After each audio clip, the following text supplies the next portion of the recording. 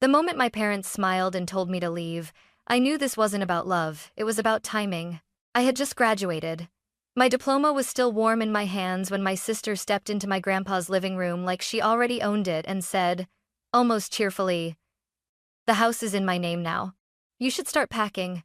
No shouting, no anger, just smiles like they were doing me a favor. What they didn't ask was what I had already done quietly, legally, and on purpose.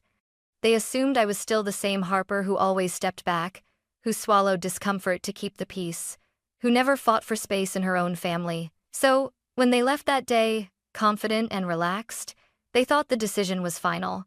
They thought I would disappear the way I always had.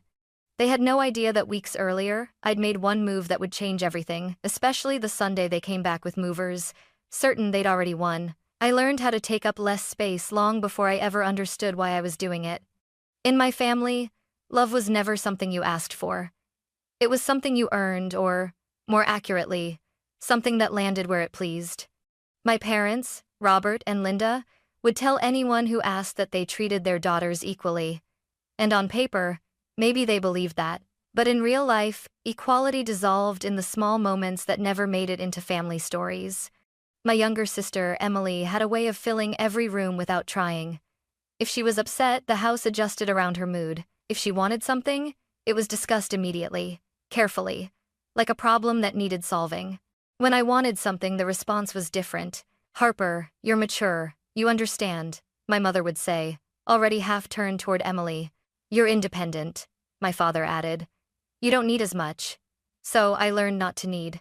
I learned to nod when plans changed at the last minute. I learned to smile when Emily's achievements were celebrated louder, longer, with more pride. I learned to accept praise quietly and disappointment even more quietly. Over time, it became easier not to ask at all. Asking meant hoping, and hoping usually led to being reminded why I shouldn't. From the outside, we looked fine: weekend dinners, holiday photos. The kind of family neighbors described as close. But inside our house, attention moved in one direction, and I learned how to survive on the leftovers of it. I wasn't abused. I wasn't ignored completely. I was simply overlooked.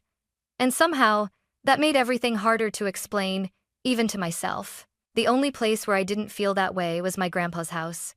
George Miller lived in a small coastal town, in a house that never tried to impress anyone.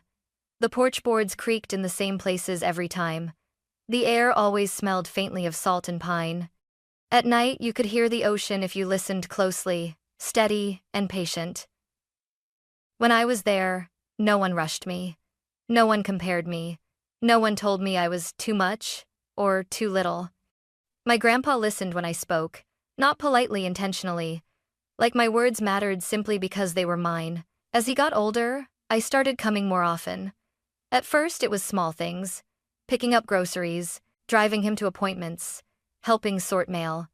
Later, it became more: managing bills when he started forgetting dates, sitting with him on quiet afternoons when the house felt too still. I showed up not because anyone asked me to, but because it felt natural. Because in that house, I didn't have to earn my place. My parents and Emily visited too, but mostly for holidays, or when something needed to be discussed. I noticed the difference. Even if I didn't name it yet, I told myself families were complicated, that everyone showed love in their own way, that keeping the peace was worth the cost.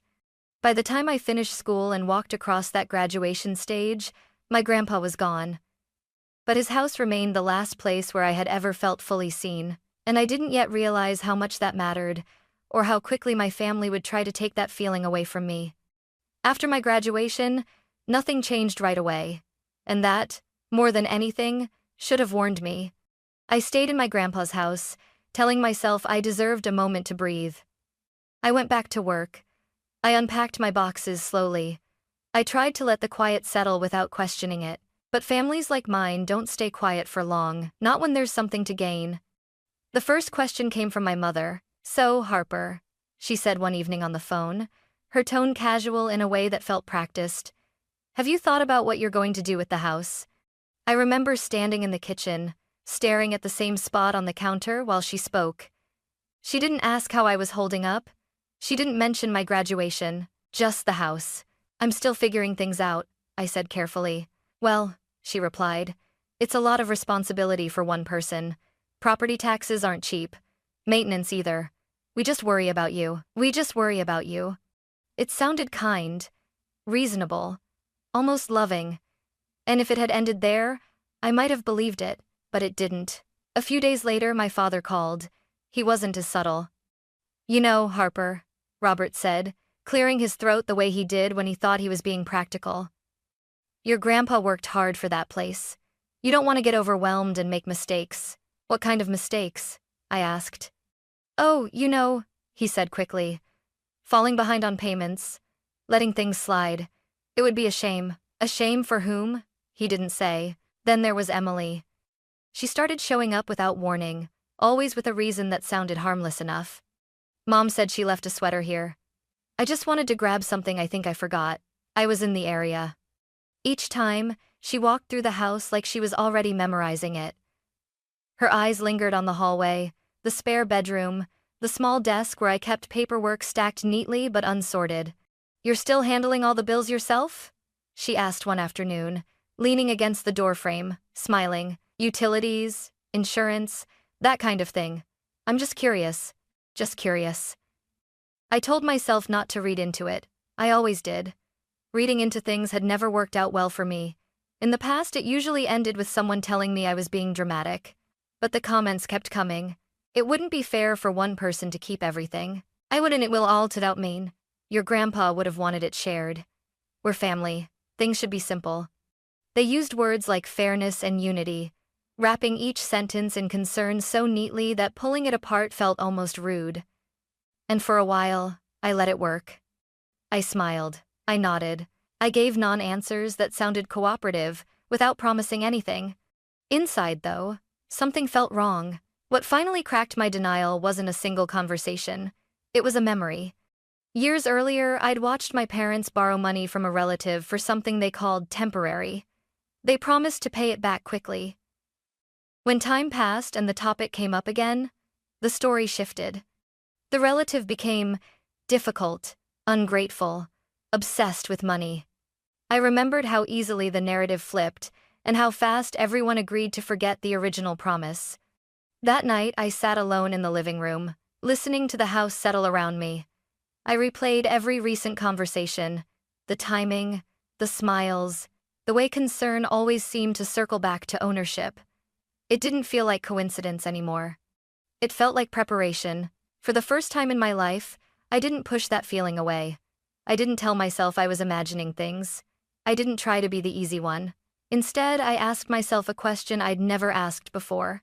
What if this time, I didn't wait to see how bad it could get? And once that thought settled in, I realized something else. Something that made my stomach tighten with a strange mix of fear and clarity. If my family believed they were entitled to this house, they weren't going to ask forever. They were going to decide. The morning after that thought settled in, I took a long lunch break and didn't tell anyone where I was going. I dressed like it was a normal workday. Nothing that suggested fear or urgency. If anyone had asked, I would have said I was running errands. That was the first rule I gave myself. Nothing about my life would change on the surface. If my family thought I was standing still, they would move closer. And I needed them close enough to make a mistake. The law office was quiet, tucked between a dental clinic and a small accounting firm downtown. No flashy sign, no sense of drama, just a brass nameplate on the door that read, Michael Turner, Estate and Trust Attorney. He didn't interrupt when I spoke. He didn't rush me. I told him everything. My grandpa, the house, my family, the sudden interest, the language they were using. I talked longer than I expected to. When I finally stopped, my throat felt tight, like I'd been holding my breath without realizing it.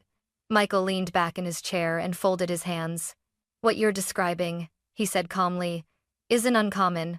That sentence alone made me feel less alone than I had in weeks.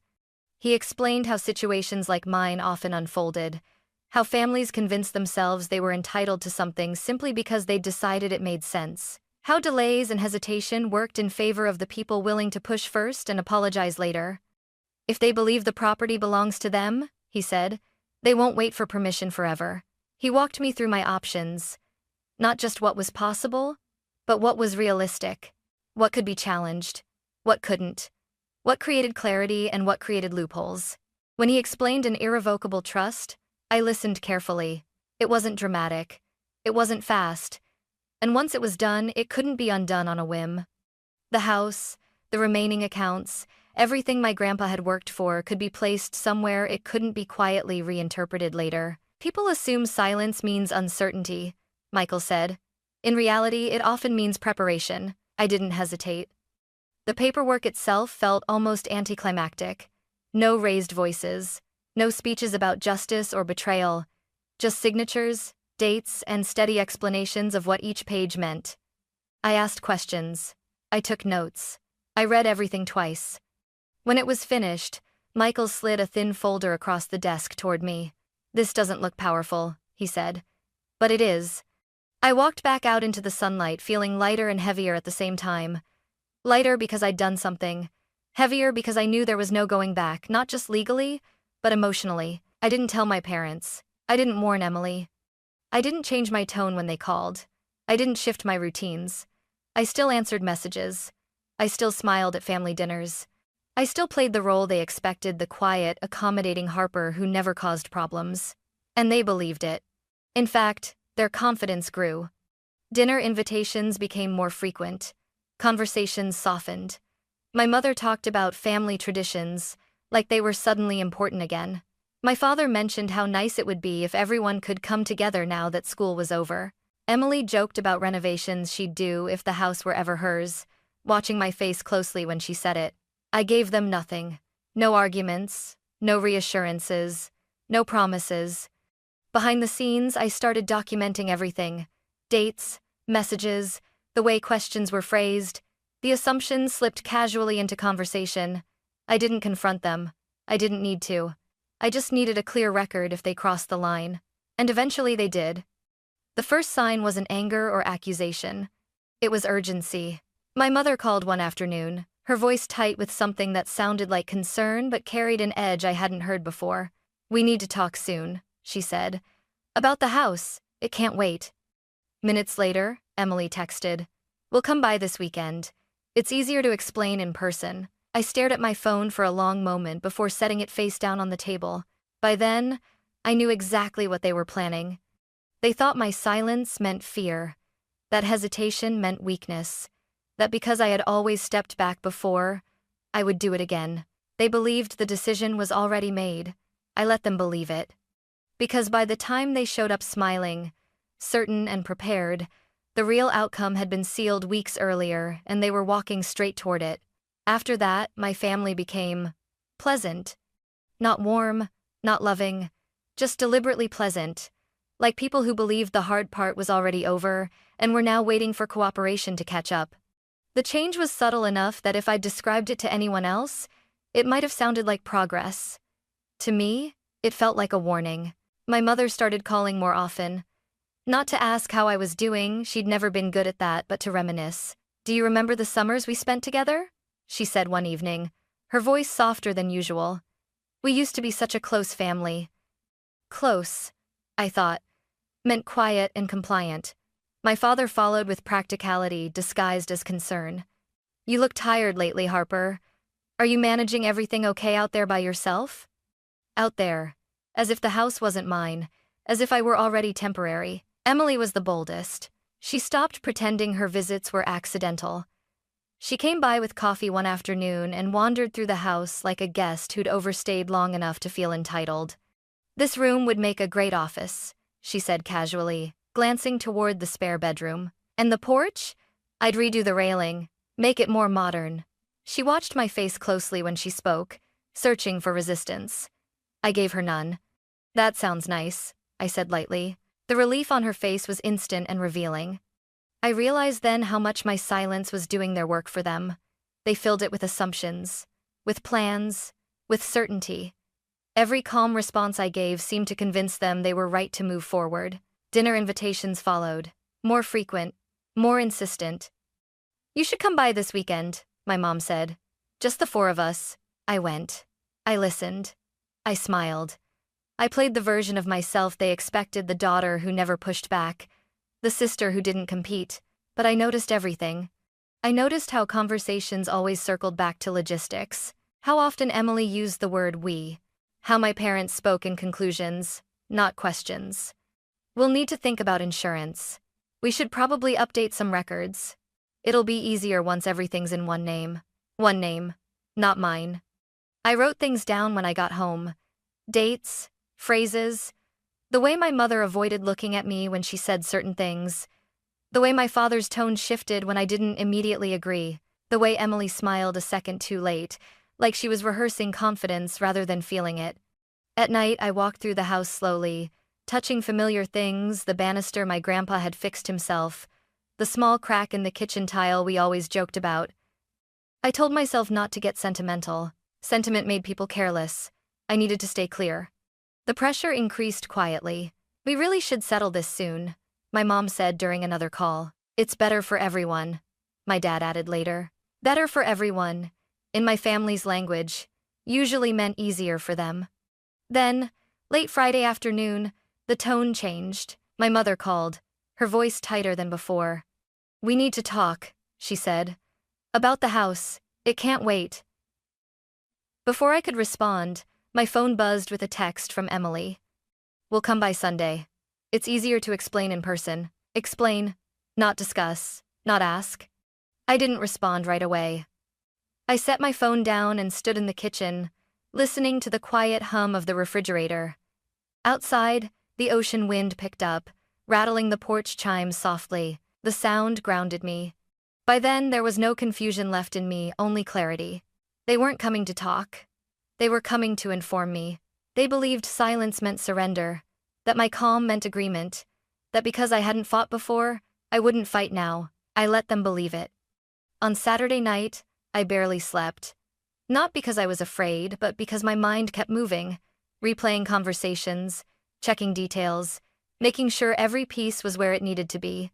I laid out clean clothes. I set my phone to silent.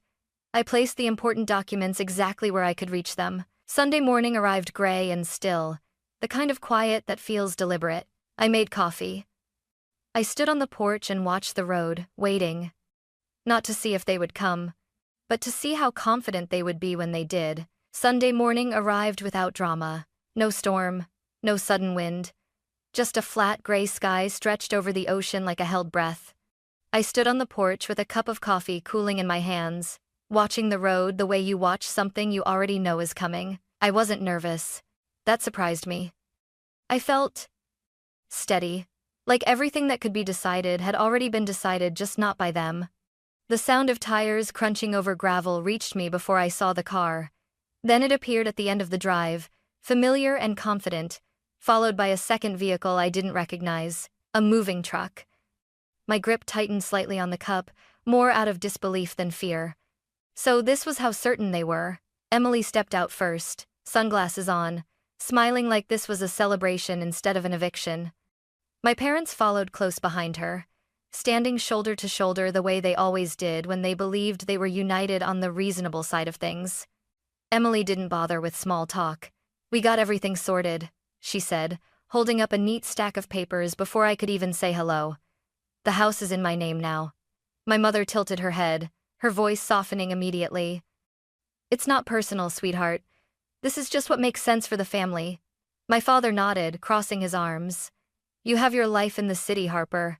This place needs someone who can really manage it. Manage it. Like I hadn't been doing exactly that. I looked at the papers without reaching for them. Blue ink, crisp edges, seals that looked official enough at a glance. They'd done their homework or thought they had. You'll need to be out by tonight, Emily added lightly, like she was reminding me to take leftovers home. There it was. Not a question, not a discussion, a verdict. For a moment, none of them spoke. They were watching my face, waiting for the reaction they expected: confusion, panic, maybe tears. Something that would confirm the version of me they had already decided on. Instead, I said one word: okay. The relief was immediate. Emily's shoulders dropped. My mother exhaled. My father's posture loosened, like he'd just finished a difficult conversation successfully. Good, my mom said quickly. I knew you'd understand. Emily smiled wider. We'll be back later with movers. It'll be easier if we handle everything at once. I nodded. I even stepped aside so they could pass me, the way I always had. They left believing the hardest part was over. 2 days later, they came back. This time, the moving truck pulled all the way up the drive, loud and white against the muted sky. 2 movers jumped down, stretching, already looking at the house like it was just another job on the schedule. Emily was practically glowing. "This'll go fast," she said, clapping her hands once. "We'll have you out before lunch." My parents stood behind her, energized, confident, already talking logistics. "That couch should go first. Make sure you don't scratch the floors. Harper, you should start packing personal things." I stepped onto the porch. I wasn't alone. Standing beside me was Michael Turner. He looked exactly the same as he had in his office, calm, composed, holding a thick folder under one arm. The kind of calm that doesn't argue or perform, the kind that waits. The movers slowed first. One of them hesitated mid-step, sensing the shift in the air. Emily's smile faltered. My parents exchanged a look. Michael stepped forward slightly. "I need to confirm who I'm speaking with," he said evenly. He listed their names without hesitation. My parents stiffened as he spoke them aloud, like being identified suddenly mattered. "I'm here regarding the legal status of this property." My father frowned. "And you are?" Michael opened the folder just enough for them to see the documents inside. "I represent the local property records office," he said. "This house was transferred into an irrevocable trust several weeks ago. Harper is the sole trustee." The silence that followed was heavy, dense enough to press against my ears. Emily laughed first. It came out sharp and brittle. "That's not possible," she said quickly. "We have paperwork." Michael nodded once. "I've seen it." "Hey, could-a-kay." My mother stepped forward, confusion turning into irritation. "There must be a mistake. We corrected an error in the will." "There was no error," Michael replied calmly. "And any attempt to change ownership without authorization from the trustee is legally void." Emily's face drained of color. "That doesn't make sense," she said, faster now. "Everything was filed properly." Michael flipped a page in his folder. "The filings were made through an unverified service. The notary information does not match state records. That alone invalidates the transfer." One of the movers cleared his throat. "So, should we wait?" Michael didn't take his eyes off my family. "No," he said. "You should not proceed." My father's voice hardened. "Are you accusing us of something?" "I'm stating facts," Michael replied. Emily turned to me then, eyes wide, voice tight. "You did this?" I met her gaze steadily. "I protected what wasn't yours to take." My mother's voice cracked. "How could you do this to us after everything we've done for you?" I didn't raise my voice. I didn't step closer. "You showed up with movers," I said quietly. "You told me I was out by tonight. You didn't ask. You decided." My father opened his mouth, then closed it again. The confidence he'd walked in with was gone, replaced by something thin and brittle. Michael handed him a copy of the notice. "This documents today's attempted transfer and serves as a formal warning," he said. "Any further attempts could escalate into a legal matter." The movers were already backing away, murmuring apologies.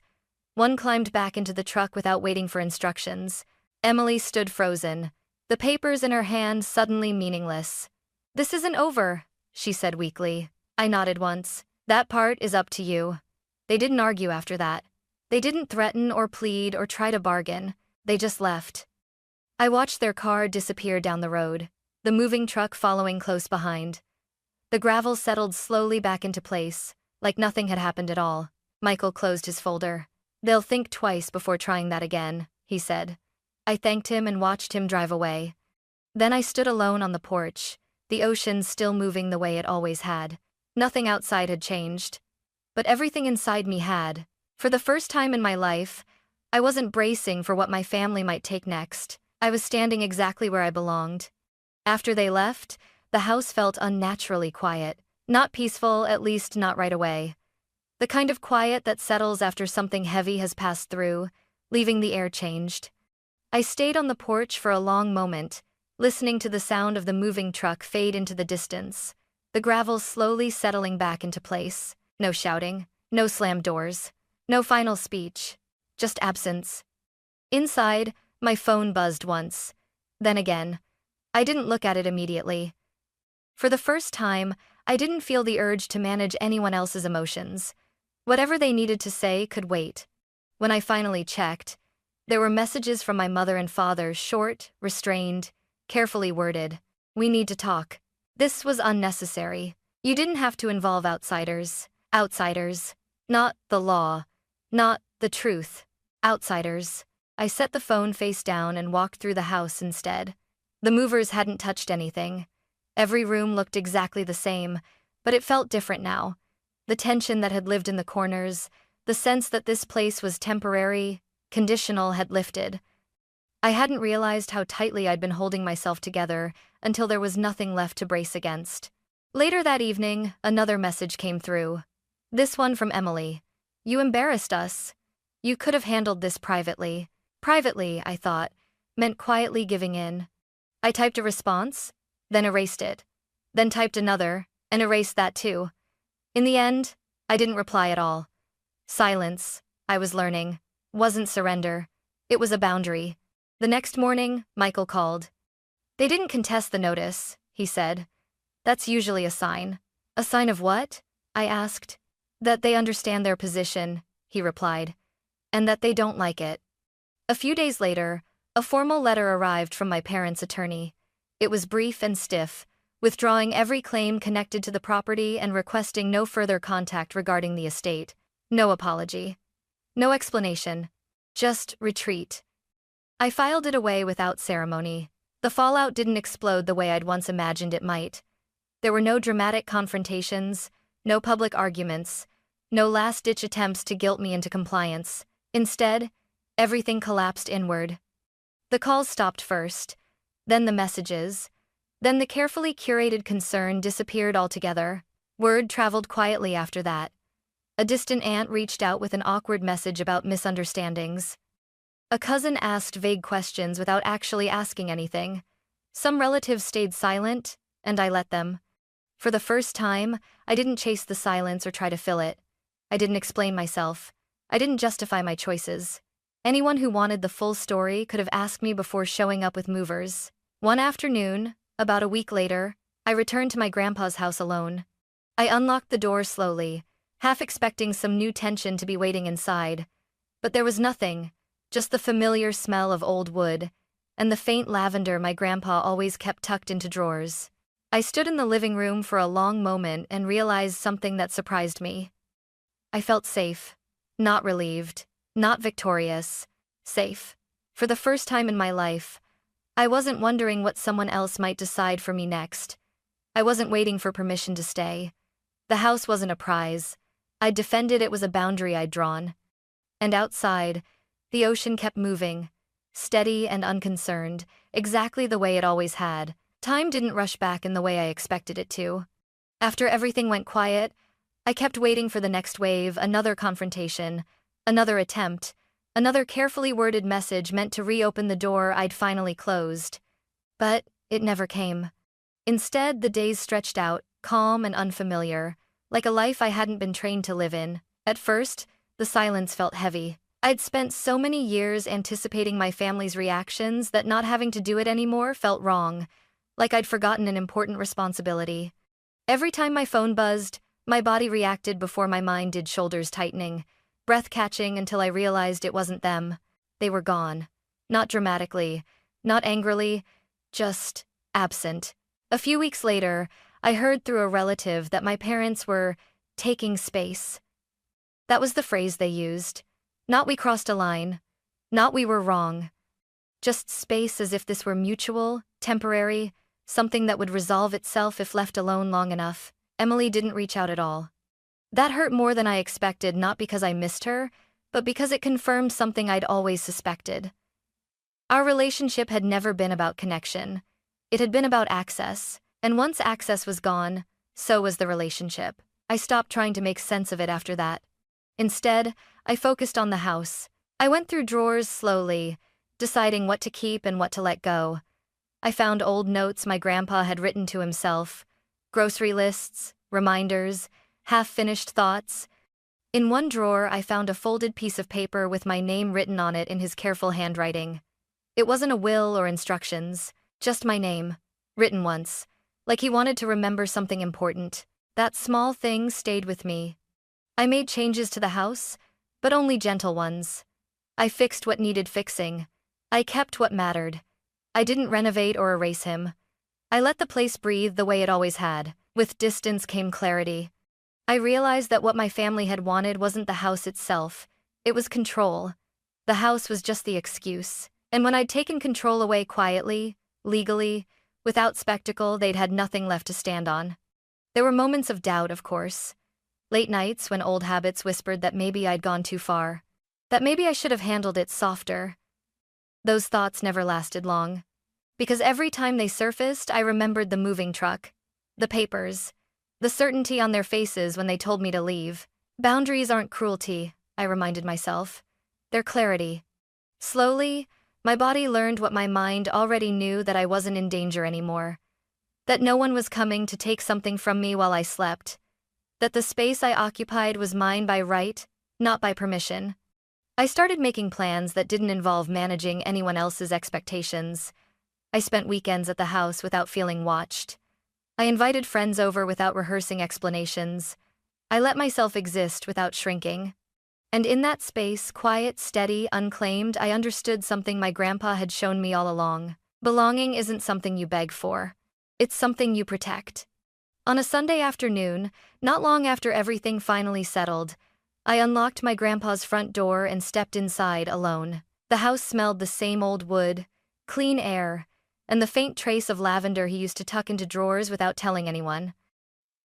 Sunlight slid across the floor in familiar patterns, unhurried, like it didn't care how much had changed outside these walls.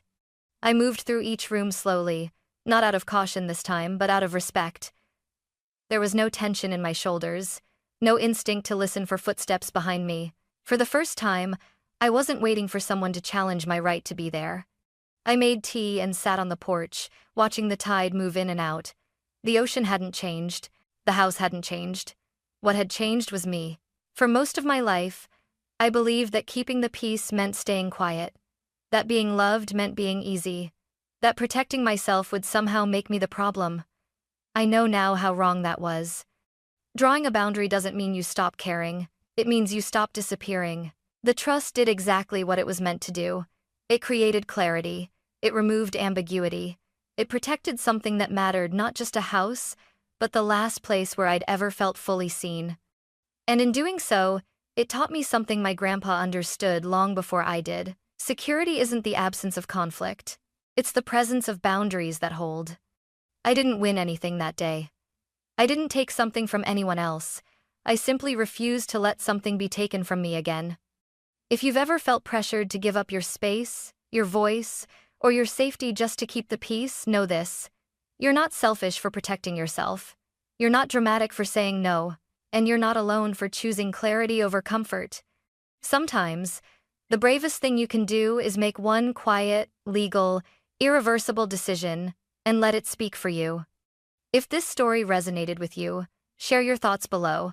And if you want to hear more stories about boundaries, family, and finding your footing again, don't forget to subscribe, because belonging isn't something you're given, it's something you keep.